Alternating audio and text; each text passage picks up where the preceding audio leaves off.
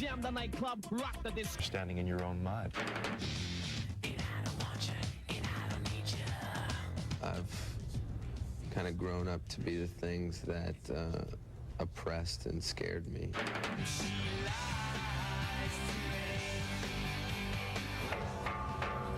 That's nice. Yeah, that's nice. That's a good one. I like these little stickers. Those are cool. Yeah, they have to sound good though.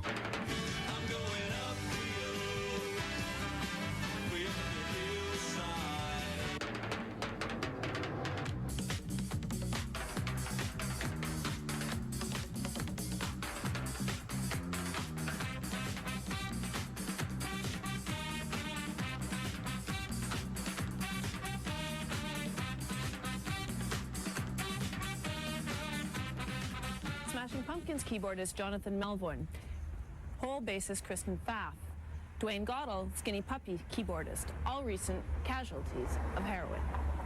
You know, when I was 19, my best friend died of a heroin overdose.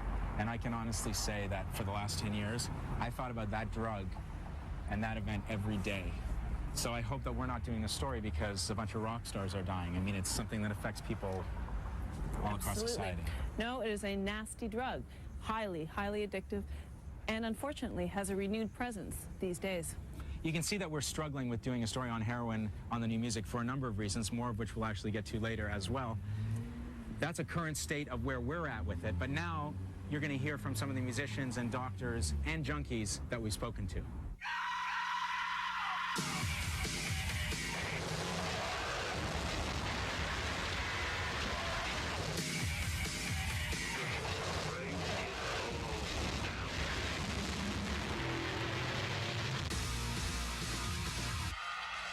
Thank you all from the pit of my burning, nauseous stomach for your letters and concern during the last years.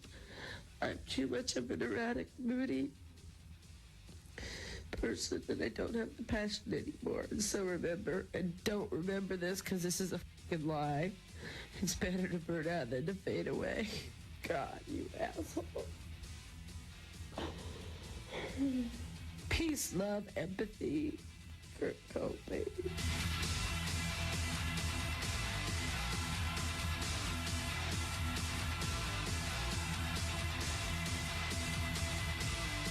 Heroin will get you like that. Heroin gets you so fast, so much faster than any drug. And you don't see it coming. You just don't see it coming. Right when you think you're starting to enjoy it.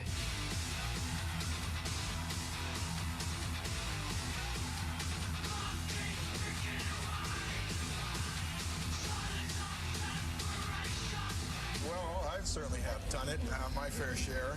And it really gets in the way, I find, of expressing yourself well when you're playing. Like, I haven't played a gig on any kind of substance for years, just simply because when I did, I played far, far worse.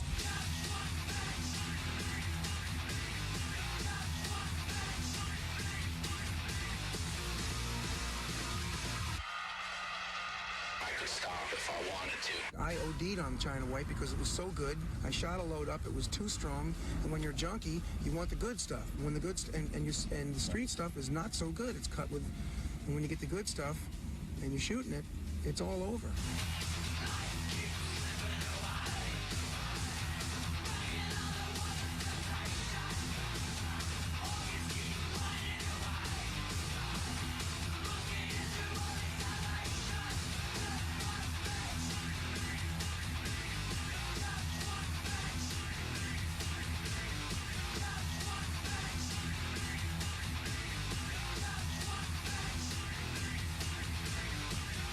The rise of deaths over the last couple of years, is that attributed to a rise in heroin use or the potency itself?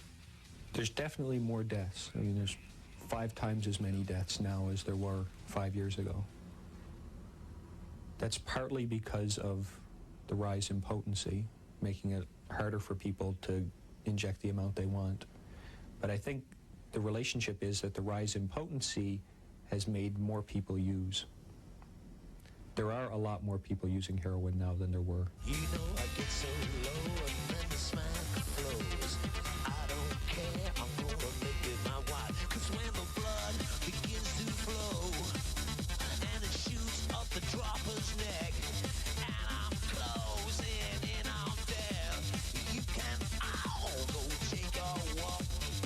fix that they sell down on the street here might go for like a one-time fix for as little as $20. They don't know what they're buying, and there's so much pure stuff out there that if they take that drug as it's being sold to them and fix it the way it is, it might well kill them. The only way to find out about your heroin, okay, is to test it. Use less than a match head, okay? Because if you do have the good stuff, okay, a match head will drop you. Jesus died for somebody's sins, but not mine. I said Jesus died for somebody's sins, but not mine. What are the effects of heroin? It sort of slows the body down, lowers the blood pressure. People feel a little bit sleepy, and a sort of sense of euphoria or peace or well-being. It lowers the brain's drive to keep people breathing, and that's the biggest danger in overdose, that they just stop breathing. Then that lasts for 2 or 3 hours. As the heroin comes out of the body, the level falls, and they start to get the opposite effect. You get high blood pressure, rapid heart rate, feeling anxious, nervous, sweaty, pale, heightened sense of touch, so that anything touching their skin feels painful. And those are the physical withdrawal symptoms that will drive people to go use more.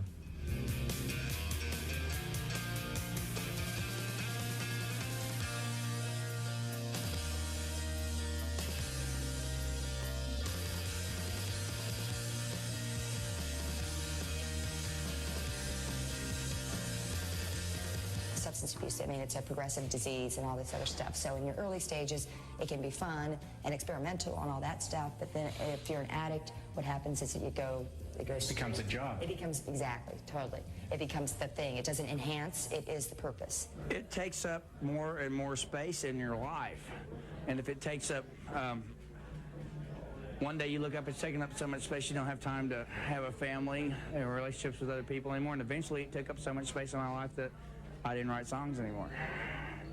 You know, and that will happen to everybody. And it happened to me. It just took longer for it to happen to me. And sometimes I regret the fact that I got away with it as long as I did, because I'm real lucky to be here. If I had bottomed out earlier, you know, I probably wouldn't have had to get quite as close to dying as I did. Yeah, but be careful what you wish for, friend, 'cause I've been to hell and now I'm back again. I feel alright. Yeah, I feel alright tonight. Yeah, I feel alright. Now I feel alright tonight. Chance is the glue, he was 12 years old. Fell from the roof on East 29. Kathy was 11 when she pulled the plug. 26 reds and a bottle of wine. Bobby got leukemia, 14 years old. He looked like 65 when he died. He was a friend of mine. People who died. They're all my friends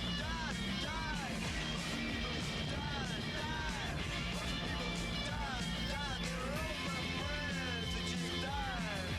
Even the drugs that were terrific for a while, after a while, they always wind up reversing their course and taking on you, you know. And in the most diabolical of ways, you know, they're going to get you sooner or later, and it's really, I mean, it's just really an ordeal then.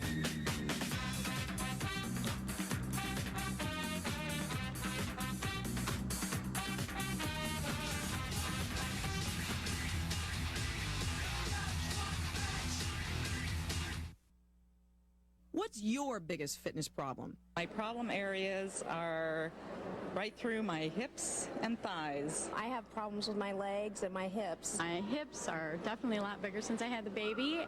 Are your legs, hips, thighs, and buttocks the most difficult areas to trim and shape like most of us women? Well, finally, we've got the ultimate solution.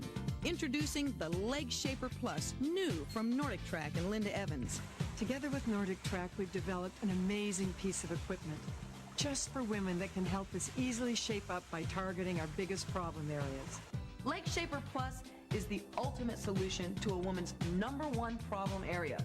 the legs, hips, thighs, and buttocks. And it's the first machine scientifically designed to simulate the lunge. So it isolates and tones the lower body and conditions you aerobically to burn more fat. So you can shape up and become leaner while you sculpt from the waist down in just 20 minutes. Leg Shaper Plus burns away fat while you firm and tone glutes, hips, and thighs for a pair of great legs, all in one simple motion. Leg Shaper Plus links target toning and fat burning gently, without impact. With Leg Shaper Plus, you'll burn fat and slim down as your legs firm up. And when you order, you'll also receive Linda Evans' personal program for success, a program designed to motivate everyone with Linda's workout video, 2 of her motivational audio tapes, and Linda's guide to lean and delicious eating. Let Linda Evans be your personal success coach, a $49.95 value, yours free when you order. Get the great legs you've always wanted. If you're not well on your way to a new you in just 30 days, simply return it for a refund, no questions asked. Leg Shaper Plus, new from Nordic Track. Call now for your free video and brochure. Solve your #1 fitness problem. Get a pair of great legs with the Leg Shaper Plus, new from Nordic Track.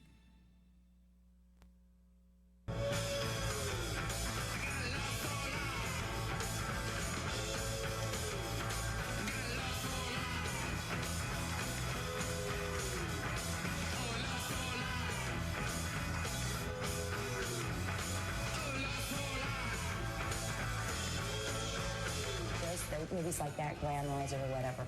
The thing is, for me, as a 13-year-old kid, and I watched that movie, I'd be like going, neat, I want to do that. I want to be in the underworld. I want to be living on the edge. I want to get dirty and throw up and get high, and I want to do all that. That's what I think. I still think that. If I see Trainspotting, I'm going to be going, neat, nice, man. You know, and that's something is wrong with me about that. I mean, it's weird like that. Where other 13-year-old kids will look at that and go, God, that is so disgusting. It's so degrading. You know, I'm repulsed by it, and I would never want to do that and be like that. I mean, it's just awful. So, I mean, it's totally up to that person.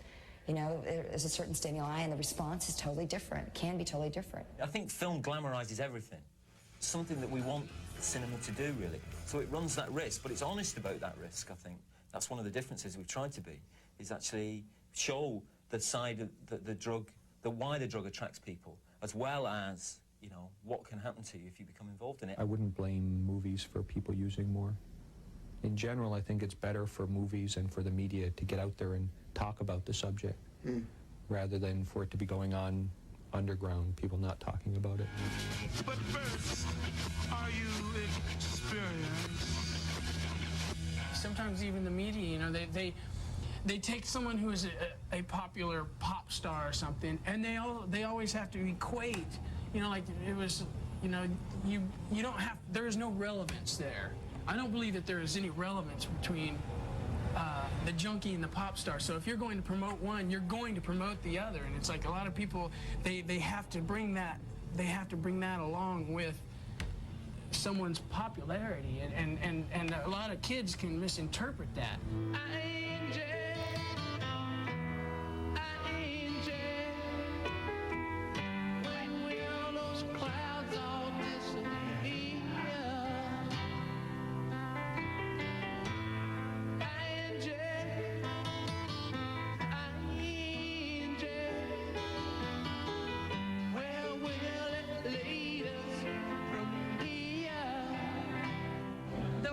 Of excess equaled success. You know, when people talk about that, they think of you. How do you feel about being, you're a bit of a legacy, I guess? For me, it was a private thing, and it was my own private problem. The reason people knew all about it was because certain powers that be wanted to drag it out in public. So I think it's 50-50. It's half their fault. Half my fault for doing it, half their fault for letting everybody know I was doing it, because they turned them on as much as I did. I never said do it. Heroin is just it's for your middle-class New York students, isn't it? Or it was in the 70s, and I think that's been carried on by your art students. You know, your Velvet Undergrounds and the David Bowies and all the rest of it. I'm not saying that they're into it these days or anything like that, but that's where the myth started, and that it seems to be this glamorous thing to be picked up on heroin.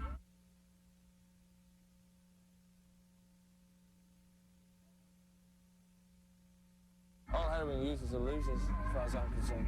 It plays with that sense that you are okay and that you are in control, when in actuality we all know that you're not.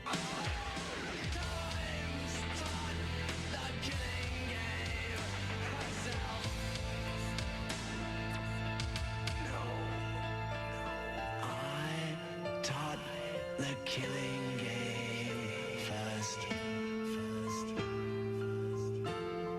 Could you see it in Dwayne that he was losing control? Yeah, oh, very much so, and it was devastating to witness something that you know you have little control over, restoring the sense of reality to this person up until they're able to walk away for quite some time from this, to realize just how fogged they are by the whole situation. When I was out there, a lot of people tried to call me, and a lot of people tried to help me, and I wouldn't listen.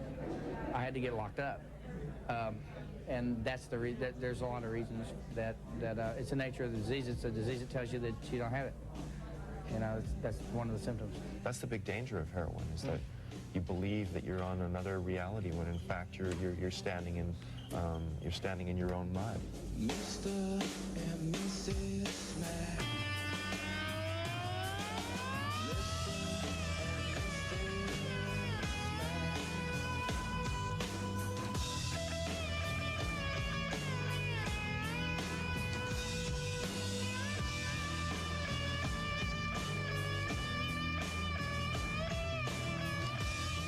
Curious that people can use a drug and think of themselves differently from other people they see using the drug. Especially if they're snorting or smoking the heroin, they'll say, well, you know, I'm not some junkie who's out on the street injecting. And the truth of the matter is, if they start smoking or snorting, eventually they start using it every day because it's so addicting. They start getting physical withdrawal, and every day they have to have some heroin just to feel normal. And sooner or later, they need more and more until they start injecting it. I got tracks like a racehorse, okay? You wanna see about shooting dope? There. I'll show you shooting dope. Nice, huh? Nice, huh? In the forehead, for Christ's sakes. I hit the city and I lost my band. I watched a needle take another man. Gone, gone, the damage done. Unfortunately, a lot of people, they don't realize that it's Russian roulette. Every time you intravenously use a drug, that is Russian roulette, and there's more bullets in the gun than one. Once they start injecting, then there are a lot of physical dangers of injecting.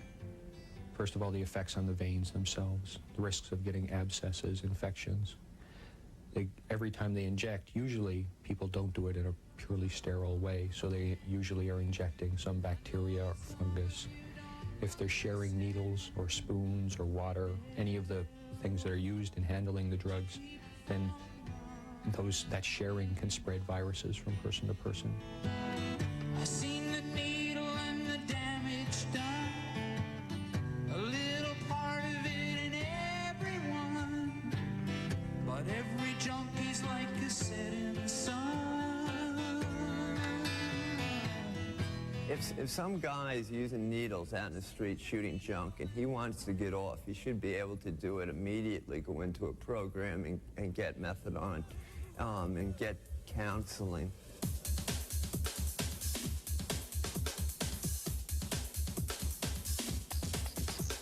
There's a drive right now by the industry, when artists are exhibiting substance abuse problems, that the industry, for some people, should get involved. Do you guys agree with that? I can understand why they would want to do it, you know, when they're investing vast amounts of money. I mean, the bottom line is it doesn't really make any difference. They would have still signed Nirvana if Kurt Cobain had failed a piss test. You know, what are you going to do? You know, I think it's just an excuse. You know, they're just looking for a way of protecting their investment? Protecting their investments or giving themselves an opportunity for an out. There it is, right there. There's certain drugs that, I mean, if people are investing in you and you are whittling yourself away, injecting cocaine or heroin or utilizing drugs such as crystal meth or speed and using an addictive personality with that, that certain friends and people which are close to you should take an incentive to want to see some sort of change happen if they care about you. And if that means someone taking a step to see that you get treatment, then that can be a positive thing. Are they going to stop a band from touring? Are they going to kick a band off their label? No. What are they going to do? Look into what they're doing. They're not doing shit. They're making themselves look good by doing a little dance. And nobody's going to do nothing. It's not going to happen. Kids are going to be kids.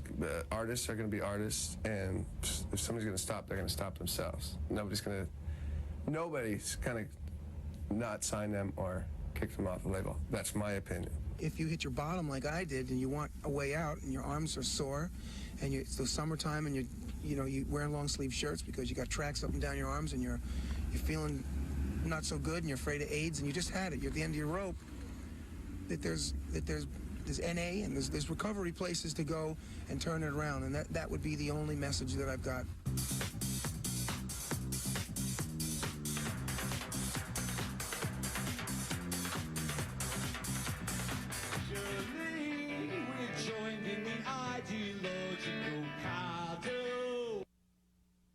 Talk exercise. What kind of fitness machine do you want? It's got to be a total body workout.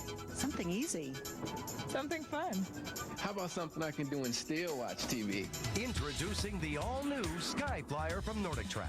It's the fun, easy way to fly into total body fitness for a healthier, more active life. Now this exercise, I'll really do. Why waste time working only half your body? The Sky Flyer tones, firms, and energizes your total body all at once with one no-impact movement. It's twice the workout in only half the time. Well, I can feel it working my whole body. I just watch the news, and by the time the weather's over, I'm done. Look, with Sky Flyer, you can change your hand position to work different muscles for a more complete workout. Overhand for triceps, underhand for biceps. You can walk, jog, or run. Set resistance for arms and legs with one simple adjustment. I feel like I'm flying through the air. It's whisper quiet and virtually no impact. Track your progress with the optional electronic monitor. I just set the timer and go. And when your workout's done, Sky Flyer folds for easy storage. Discover Sky Flyer, new from Nordic Track. The fun, easy way to fly your way to fitness. Call now to order. Sky Flyer can be yours for just 6 easy payments of $49.95. Sky Flyer is a quality product from Nordic Track, made in the USA. Try it in your home for 30 days. If you're not completely satisfied, return it for a refund of the purchase price. Satisfaction guaranteed. Order now, and as a special TV offer, we'll include the Sky Flyer Nutritional Guide with over 100 recipes and our 30-minute Sky Flyer workout video, a $40 value free.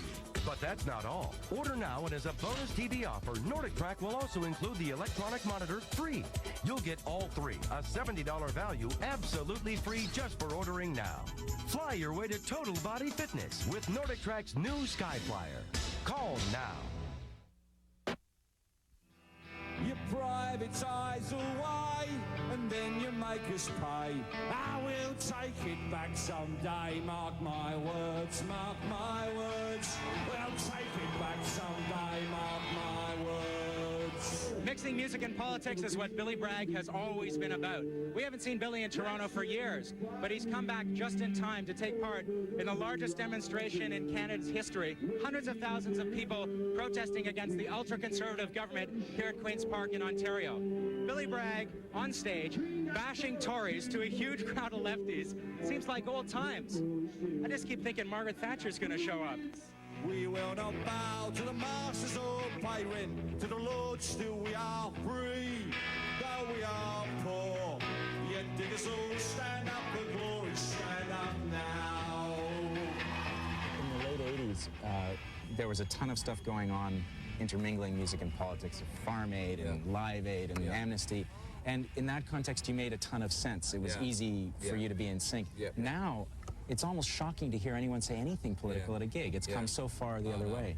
When you want to make politics in pop music, it's you are open to the various tides of fashion, and magazine editors and radio stations decide that politics isn't fashionable at the moment, and so it becomes the stage where, you know, that opens the way for other bands to come and do other things. But it will come back again. It swings around again. And I think in the end, the people who believe in what they're saying are the people who stay true to what they're saying, whatever fashion comes or goes.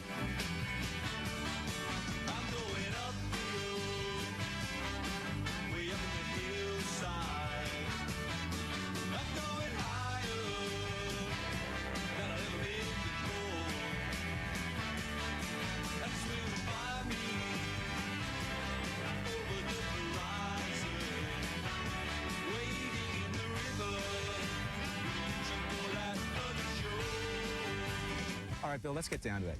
Show me the pictures. The pictures? I want to see the baby pictures. You want to see some baby pictures? Come on. Okay, they're pretty cute. They're pretty cute. They're in my pocket here with this rather interesting microphone. There you go. This is the current official photograph of Dad and. Hey. There you go. There he is. Chip. So that's Jack. Off the old block of the phrase that comes on. Yeah, that's the boy. Yep.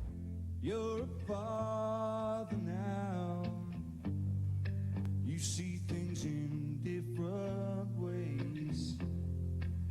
For every parent will gain perspective on their wilder days. But that alone does not explain the change I see in you, the way you've drifted off from red to blue. I think I noticed a little less of a division between your political songs and what you call your soppy songs. They seem to be coming together and more interwoven. Yeah, I think that's because life is like that. You know, I've always thought the better songs were the ones where the political and the personal did overlap. And although there are some people who just like the political ones, and then other people who don't like the political ones at all and just like the love songs, that's fine by me. You know, I don't mind that. That's okay, but the really good ones are the ones where you actually interweave the two.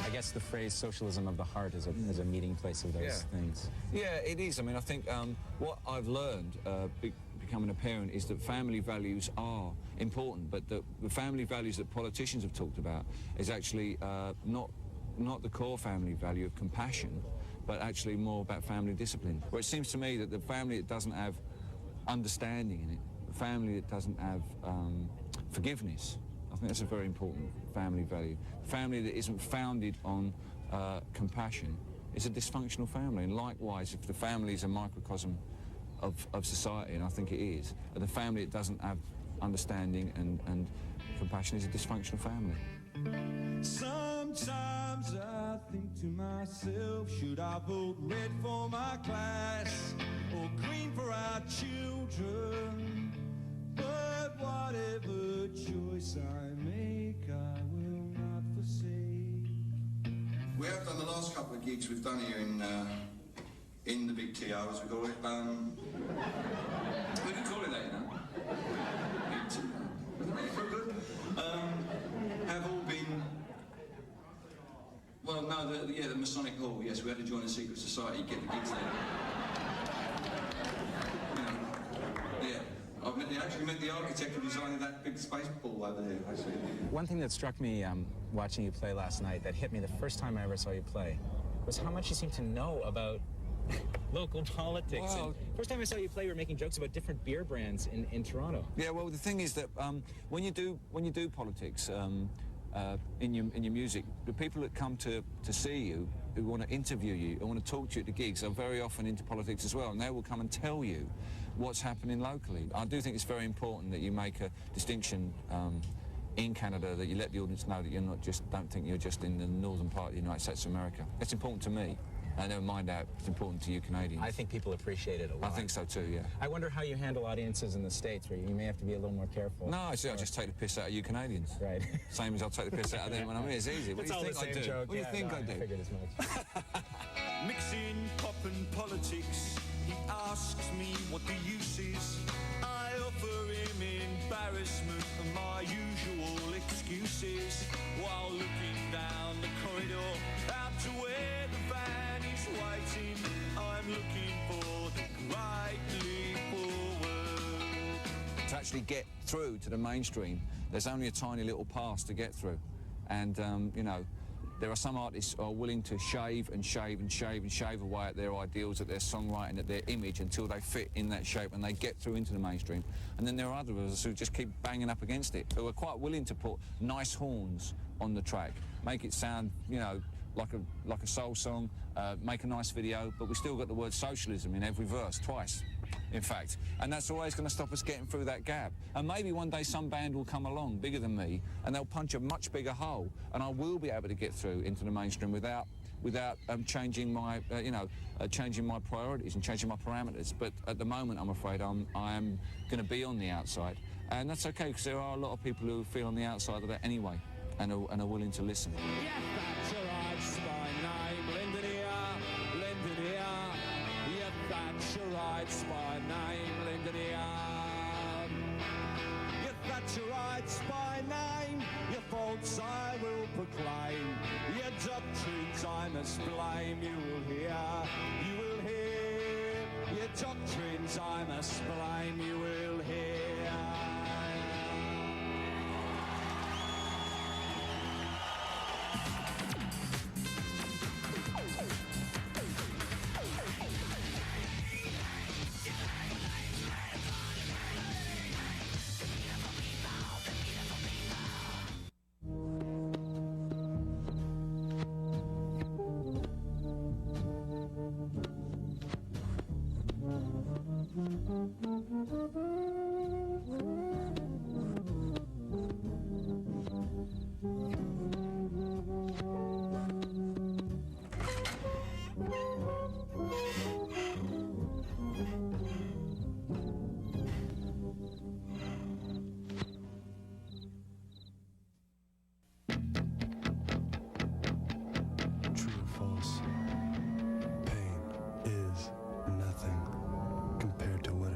Like to give in.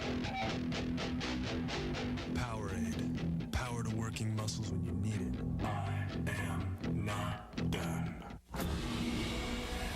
Introducing Jagged Ice, the new flavor from Powerade. Break one open. We'll go dancing in the dark. The songs you love, the voice that brings them new life. Summer of '78, the acclaimed new album from Barry Manilow. A brand new collection of all the great songs of the '70s, performed by one of the top contemporary voices of all time. Now, through this special limited TV offer, you can order Barry's best album in years and receive a bonus CD featuring Barry's biggest hits live. Order Summer of '78, 1698 cassette, 1998 CD, and get Barry Manilow live on Broadway, free. We've got tonight. This is an offer too good to pass up. Order Summer of '78, the new album from Barry Manilow now, and get the spectacular bonus CD live on Broadway free. It's Barry Manilow at his best, then and now.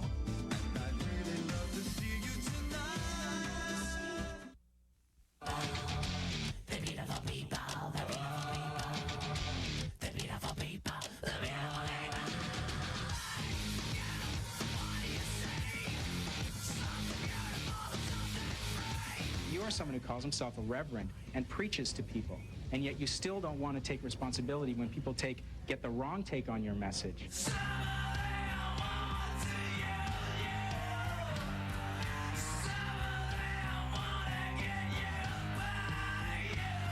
What other messages are you giving people about other outlets other than cutting yourself?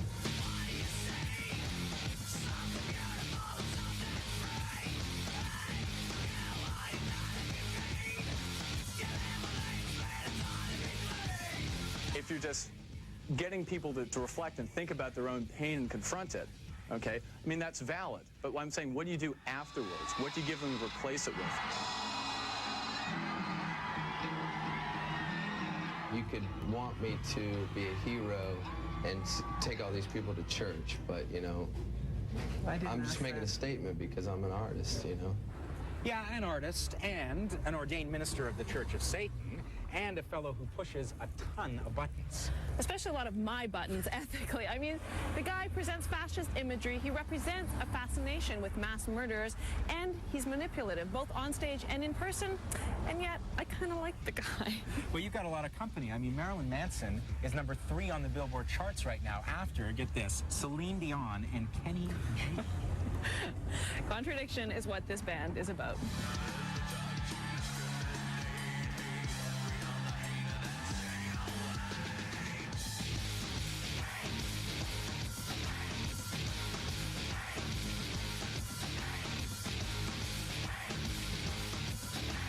Our new album is really a stand for personal strength, individuality. Antichrist is really the collective disbelief in God and a belief in yourself. So it's something that everybody already has in them. It's something that I'm just interested in awakening in everyone.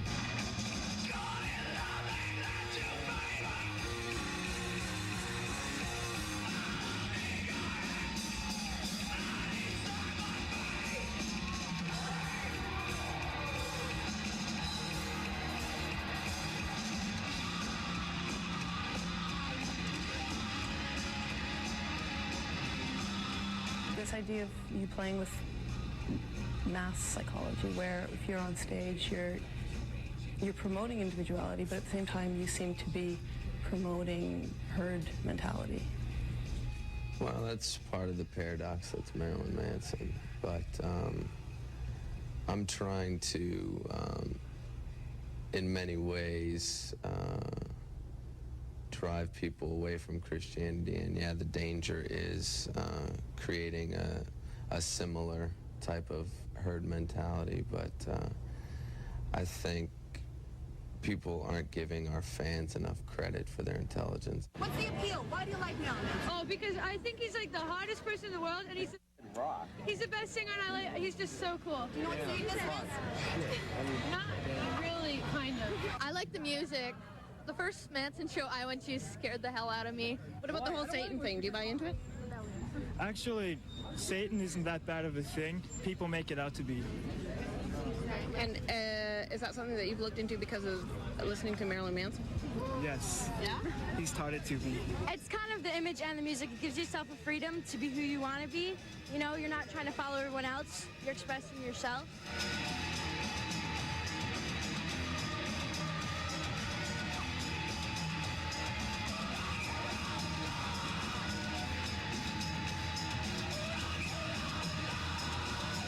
How does power play a role in your stage show? Well, there's a great amount of energy that passes between an audience and a performer. And some people, you know, in the past have harnessed that, and some people don't really pay attention to it too much. And I think that's what makes a difference between, you know, just a musician and someone who's a star. Because when I was a kid, things like Kiss and David Bowie and Alice Cooper and, you know, Annie Lennox and right down the line have all been about not just music, but personality, the person behind the music. And that's something that I think is important, that needs to be, you know, brought back to rock and roll.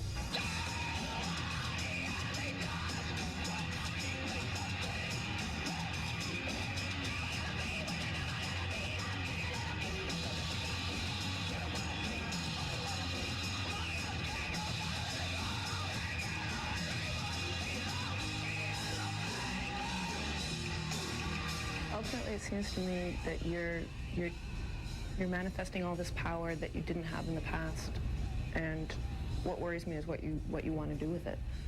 As a kid, I've kind of grown up to be the things that oppressed and scared me. You know, I was for many years scared into believing that the end of the world was coming and this Antichrist and these things, and that's kind of what I've become. whether that's a punishment for the rest of the world, that's kind of up for them to decide. That he's mirroring either society's fascination with serial killers or fascination with self-mutilation, depression. Okay, and maybe he is a good mirror of society, and maybe, maybe he does a good job of that. But I think what he doesn't do is I don't think he does it with a sense of compassion.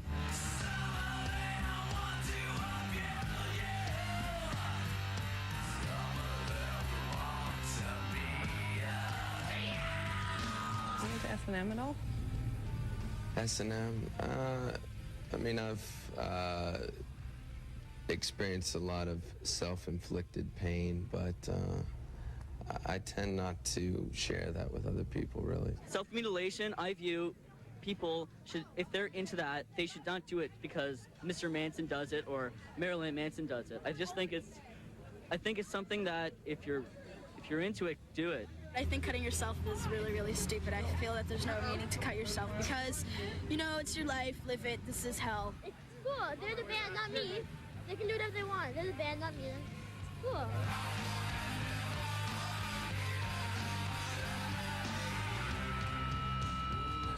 It's not something that I do now, but that's not to say that I regret it or am against it. It was just where I was at a year ago. So it's about externalizing your pain? It's about taking it back? Yeah, and I mean, it's actually a very Christian ritual.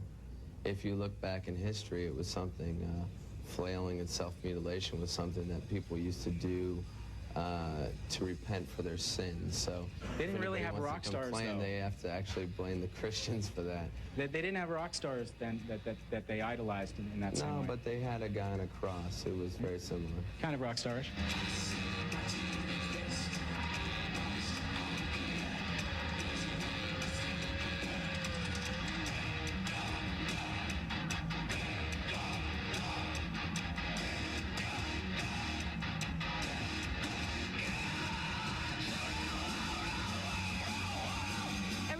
Behind their name is just, it's creative genius because people gobble that shit up. What do you think about the whole serial killer aspect of it? Oh, that's just shock value. Yeah, yeah, for sure. Okay. So people don't buy into that? You guys don't buy into I don't buy into that, no. Because they're sexy. They're sexy.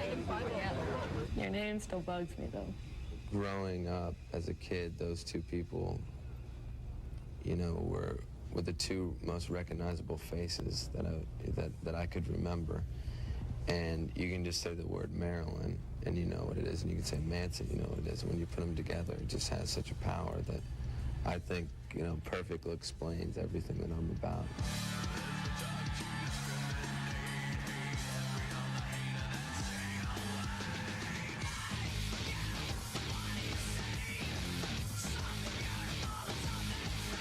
Television makes us more subconscious and more